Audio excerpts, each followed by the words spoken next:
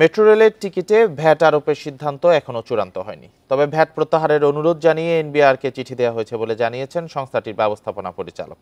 বৃহস্পতিবার এক ব্রিফিংয়ে তিনি আরও জানান, মেট্রো রেলে কোরবানির পশুর চামড়া, কাঁচা বা রান্না করা মাংস বহন করা যাবে না। ঈদের দিন বন্ধ থাকবে মেট্রো রেল। এখন জন্ম সনদ দিয়ে খোলো বিকাশ স্টুডেন্ট অ্যাকাউন্ট। নিজের বিকাশ নিজে কর। মেট্রো রেলের টিকিটে ভ্যাট মওকুফের সময়সীমা শেষ হচ্ছে 30 জুন। প্রস্তাবিত বাজেটে এ বিষয়ে কিছু বলা হয়নি। তাই এ সময়ের মধ্যে কোনো সিদ্ধান্ত না হলে টিকিটের সঙ্গে যুক্ত হবে 15% ভ্যাট। বৃহস্পতিবার মেট্রো রেলের সবশেষ সংবাদ সম্মেলনেও উঠে আসে বিষয়টি। ডিএমটিসিএল এর কার্যালয়ে সংস্থাটির ব্যবস্থাপনা পরিচালক জানান, ভ্যাট আরোপের বিষয়ে এখনো কোনো সিদ্ধান্ত হয়নি।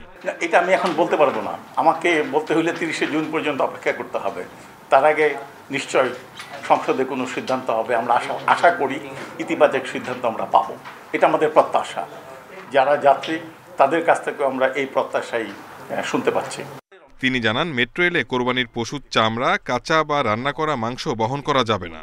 16 জুন থেকে শনিবার ছাড়া অন্য সব সরকারি ছুটির দিনে নতুন সূচিতে চলবে মেট্রো রেল। তবে বন্ধ থাকবে ঈদের দিন।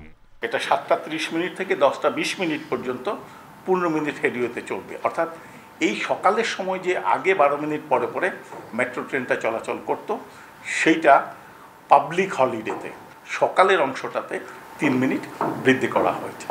19 জুন থেকে নতুন সময়সূচিতে উত্তরা থেকে মেট্রো রেল সকাল 7:10 ছাড়বে, চলবে রাত 9টা পর্যন্ত। আর মতিঝিল থেকে 7:30 থেকে রাত 9:40 পর্যন্ত চলাচল করবে মেট্রো রেল।